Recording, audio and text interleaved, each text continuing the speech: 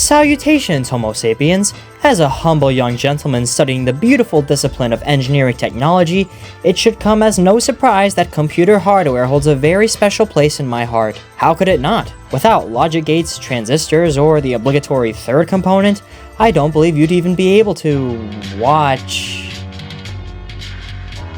Apparently a moment to speak to my audience is too hefty of a request to make now, isn't it? Hello? Aiden Moeller, PTLE. Mr. Adam Moeller? How did you get this number? Adam Moeller, PTLE. Since we're in the same town, I was able to just call the numbers in the area code until the right one came up. Okay, well that's concerning for a number of reasons. Is this what you've been doing all day? Are you, attempting to get me in trouble? Out of all the times, why are you speaking to me now after years of not— Do you want to go to the Apple Store with me? Even if I hypothetically agree to that condition, which, for the record, I never would, I was actually about to start making another video. Since when have we been making— Silence! That matter does not concern you. Well, I'm sorry for actually wanting to get out of my house for once and spend time with someone, now that he's in my territory. You and your iPhone.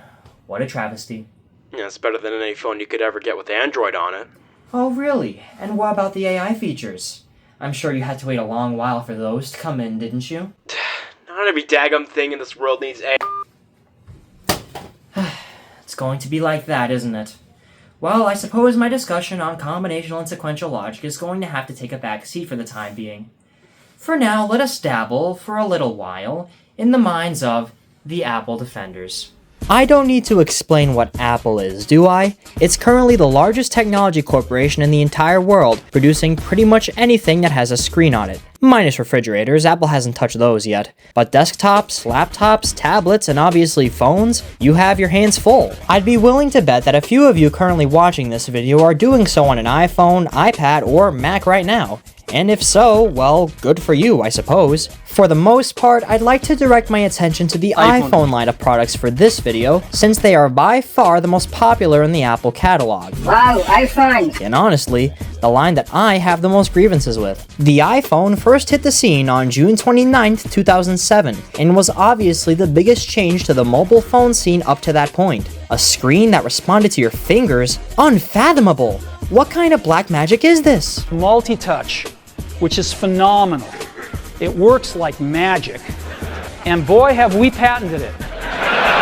Ah, thanks, Sir Jobs. Your input is always appreciated. Anyway, 18 generations later, and this line still thrives. For 2024, we received the iPhone 16 series, which was business as usual for the most part. Yet, this time around, the reception was a little bit different. In previous years, the iPhones have always gotten an incredibly positive reputation, especially among those who have already locked themselves in the ecosystem for good. More on that later. But this time, not so much. It seems that a lot of Homo sapiens are finally taking notice that this time, not much has changed at all. This iPhone adds a new button, which Apple is apparently not allowed to call a button. I think it's a first of its kind. There is a tactile switch that gives you that final click. But come on, this is a fucking button. You know exactly what you put there, designers. Just say it like it is.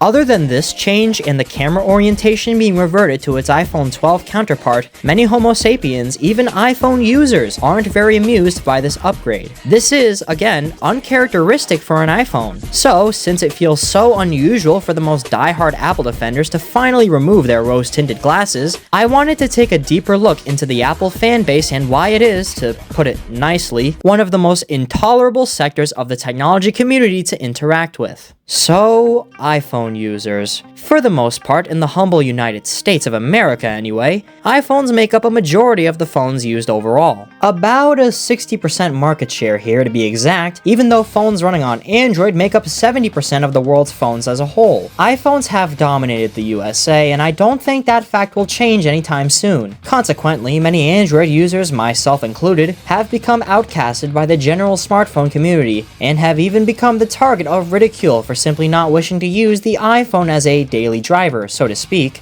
Is this a bad thing? No, of course it isn't. But oh ho ho, ask that question to an iPhone user and you will most certainly get a very different answer. So why do these people decide that Androids are evil and deserve to be detested anyway? The only reasons I can think about are arguments that can easily be defeated. iPhones came first. Any Android is just a copy. Okay, sure, you're right. The iPhone was the first device that we can now label as a modern day phone. But what about all of the features that Android introduced and Apple took years to implement? Oh, cool. The iPhone 14 Pro introduced an always-on display in 2022. The first always-on display was on the Nokia Lumia phones in 2013. What about having more than one camera? The iPhone 7 Plus did that in 2016. But the first phone with more than one camera was the HTC Evo 3D in 2011. Well, what about this? In iOS 18, which just made its debut in 2024, you can move your app icons to anywhere you want on the screen. I mean, that statement just speaks for itself. My sincerest apologies, but you simply can't argue that Androids are a pure imitation of iPhones when the iPhone is often late to adapt features that the competition has had under its belt for several generations preceding it. And yes, I acknowledge that Android phones sometimes do take ideas that the iPhone has done first, such as the titanium build from the 15 Pro series being the catalyst for the Samsung Galaxy S24 Ultra's own titanium. But Android companies tend to at least take these cues tastefully, whereas the same can't be said for the iPhone. Simply put, you can't base your distaste for Androids on nothing but a release date. But Android phones are so slow and out of date. Who would want to use one of these things in 2024? Well, nobody. Not a single soul would use a phone like this in 2024. Want to know why? Because this phone was made in 2013. For reference, here is an iPhone 5S from that same year. Not as big of a difference anymore, is it? When iPhone users begin there, to put it lightly, yapping about how horrible Android phones are from a design perspective, they mostly use old phones that you wouldn't catch a typical person dead with. But why? But why? Well, if you were to use an actually recent phone for the sake of this comparison, such as this, a Google Pixel 9 Pro, then you'll see that the argument suddenly falls apart. These two phones are both equally matched in design, so the poor iPhone defender can no longer support his or her argument. So sad. The same applies to the software. Android software is ugly, you say? But that's Android from a decade ago. Android today actually looks pretty clean. A little bloated, definitely. I have to remove a few applications when I get a new phone, and I'm not afraid to admit that. But to say that iOS 18 looks way better than Android 4? Well, no, Sherlock, that's a given. If you would like to compare an iPhone's hardware and software to that of an Android, at least use the same generation of each as your baseline. Oh, wait. Even Apple itself has to use outdated phones for comparison's sake. Actually, let's expand on that. iPhone users tend to exclusively compare their flagships to budget Android devices, the kind that you can easily pick up from your local Walmart for a measly $50. Such as this one. This should be self-explanatory. Comparing an $800 phone to a $50 phone is absolute madness.